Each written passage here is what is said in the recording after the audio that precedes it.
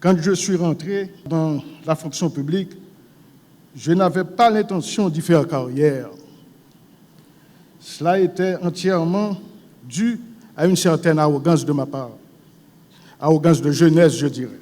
Ce sentiment était légèrement perceptible chez certains membres de ma promotion. Un peu plus tard, car à mon tour, j'ai eu à recruter certains jeunes pour le ministère de l'Agriculture,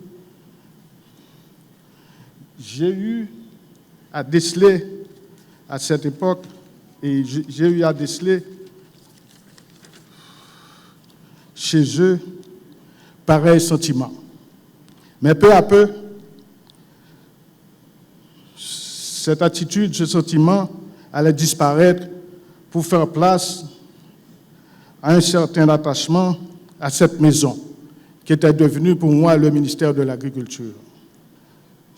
Et c'est un processus qui avait réussi à façonner chez nous cette nouvelle mentalité.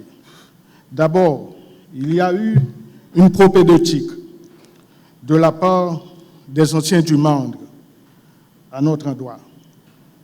Un agronome expérimenté était chargé pendant 2 jours de nous introduire au fonctionnement de ce qu'on appelle fonction publique et à celui du ministère de l'Agriculture. Ensuite, il y a eu la réalité de terrain à laquelle nous fûmes confrontés. C'est cela qui avait commencé à faire disparaître chez nous cette arrogance et à nous faire avoir un sentiment et à nous faire comprendre, à nous faire voir nos limites théoriques, à nous pousser à apprendre davantage. Ensuite,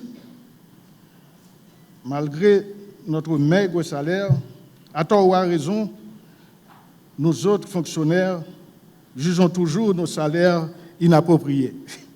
Je me permets de vous faire certaines recommandations, ou plutôt certaines suggestions, et aussi partager certaines réflexions. Ne faudrait-il pas revisiter la législation conditionnant le départ à la retraite pour la rendre plus démocratique, plus transparente et en souhaitant qu'elle n'obéisse pas à des motifs politiques? On a vu les départs à la retraite des retraités de 2019-2021 au ministère de l'Agriculture prises dans des conditions irréfléchies. Et cette mesure de départ à la retraite est précipitée a vidé ce ministère de tous ses cadres. Si bien qu'il y a eu un gap, il n'y a pas eu un passage de flambeau adéquat. Deuxièmement, il faudrait prévoir un accueil adéquat pour la réception de tout nouveau arrivant dans la fonction publique. Ce qui arrive, par exemple, au ministère de l'Agriculture, il y avait une réforme qui était en train. Je crois que le ministère de la Santé publique a réussi tant soit peu sa réforme, mais le ministère de l'Agriculture n'a pas eu le temps d'appliquer cette réforme. Et c'est nécessaire parce qu'il y a un recueil qu'on avait préparé au ministère de l'Agriculture pour permettre la réception de tout nouvel arrivant. Donc c'est ce que je voudrais préconiser. Parce qu'il faut quand même les sensibiliser. Tout nouveau arrivant doit être sensibilisé à la noblesse de leurs tâches et aux conditions de leur fin de carrière, ce qui nous avait manqué.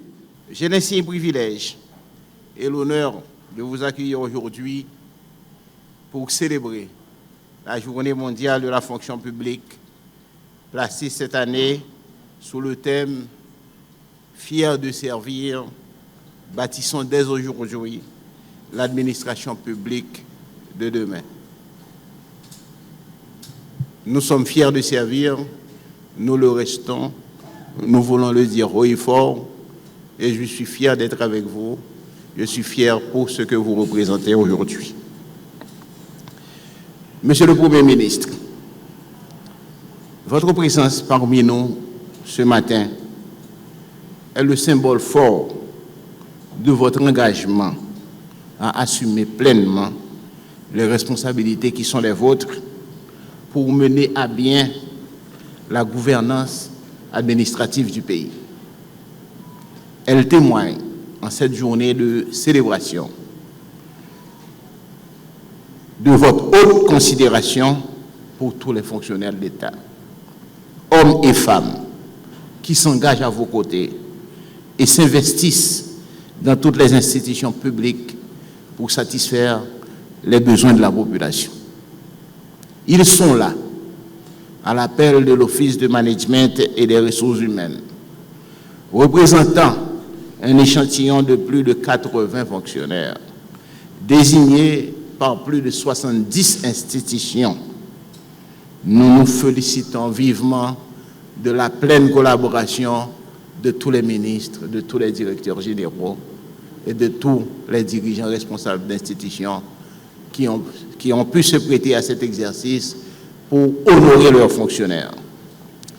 Ils sont là, venus exprimer toute leur fierté d'être au service de l'État, de continuer de porter haut le flambeau de l'intérêt général, de la continuité de l'État et de la dignité républicaine.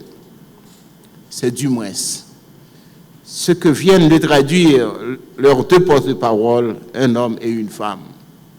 L'OMRH a voulu cette année innover en tenant compte de la dimension genre dans la fonction publique haïtienne. L'OMRH se félicite également d'avoir mis à contribution, d'avoir mis à l'honneur un retraité de la fonction publique. La nation entière doit être reconnaissante à tous les retraités pour services rendus. Ils sont là aussi pour nous signifier que cette fierté leur donne un sursaut d'orgueil pour s'engager dès maintenant dans une dynamique de changement face aux exigences légitimes et aux attentes croissantes de la population haïtienne qui nous imposent de bâtir une fonction publique plus intègre, plus efficace, transparente et tournée vers l'innovation et la transformation numérique. L'Office de management et des ressources humaines, sous votre leadership, Monsieur le Premier ministre, veut réaffirmer aujourd'hui son engagement à accompagner et à encadrer convenablement les institutions haïtiennes dans la mise en œuvre des réformes visant à professionnaliser davantage la fonction publique, à promouvoir une gestion moderne des ressources humaines de l'État et à contribuer à l'émergence d'une nouvelle administration au service du changement. Il est des jours où la nation doit s'arrêter un instant pour rendre justice à celles et ceux qui, sans bruit, sans éclat, mais avec une fidélité exemplaire, la servent chaque jour. La force d'un État ne réside pas seulement dans ses institutions. Elle repose avant tout sur les femmes et les hommes qui leur donnent vie, qui les font fonctionner et qui, même dans l'adversité, refusent d'abandonner leur mission. Aujourd'hui, en cette journée mondiale de la fonction publique, la République d'Haïti vous rend hommage. Je pense à ces fonctionnaires qui ouvrent chaque matin les portes des services publics malgré les difficultés. Je pense à ces femmes et à ces hommes qui continuent d'accomplir le devoir dans des circonstances souvent exigeantes, avec courage, patience et sens du sacrifice.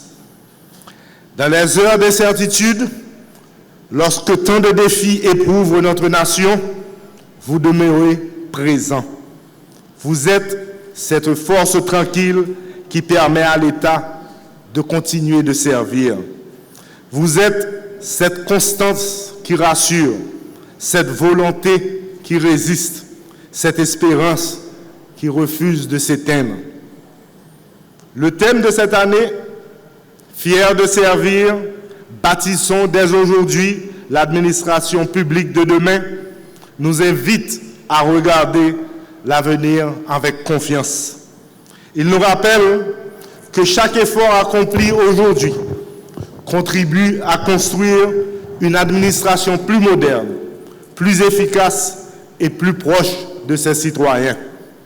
Au nom du gouvernement de la République et du peuple haïtien, je vous adresse notre profonde reconnaissance.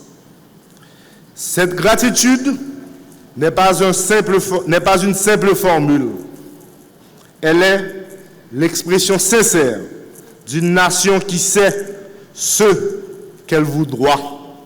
Car lorsque les circonstances deviennent difficiles, vous choisissez de servir. Lorsque les obstacles se dressent, vous choisissez de continuer. Et lorsque le doute s'installe, vous continuez à croire en l'État et en l'avenir de notre pays. À toutes les fonctionnaires et à tous les fonctionnaires de la République, je veux dire ceci. La nation vous voit, la nation vous respecte et la nation vous remercie. Vous êtes la persévérance d'Haïti. Vous êtes son courage silencieux. Vous êtes chaque jour une part essentielle de son espérance. Mes chers compatriotes, au nom de la République, je rends hommage à toutes celles et à tous ceux qui servent la nation avec dévouement. Nos forces de sécurité, nos enseignants, nos professionnels de la santé, nos acteurs culturels et sportifs, ainsi que l'ensemble des agents publics. Vous incarnez la force et la dignité d'Haïti. Par votre engagement, vous portez l'avenir du pays et l'espérance collective. La nation vous honore et vous appelle à poursuivre avec fierté et discipline votre mission au service d'Haïti. Fonctionnaires publics, je dis à moi, je veux rendre nous hommage spécial et puis dire nous, merci qui sorti dans le fond.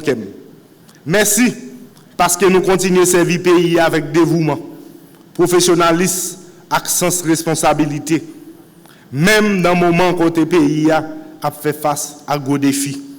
C'est grâce à nous que les services publics continuent à fonctionner. C'est grâce à nous que l'État a été présent pour côté population. Chaque sacrifice nous fait, chaque service nous rend, chaque mission nous accomplit, c'est une contribution importante dans la construction d'un Haïti qui est plus solide et qui est plus stable. Le gouvernement a été mobilisé pour rétablir la sécurité sur tout le territoire national.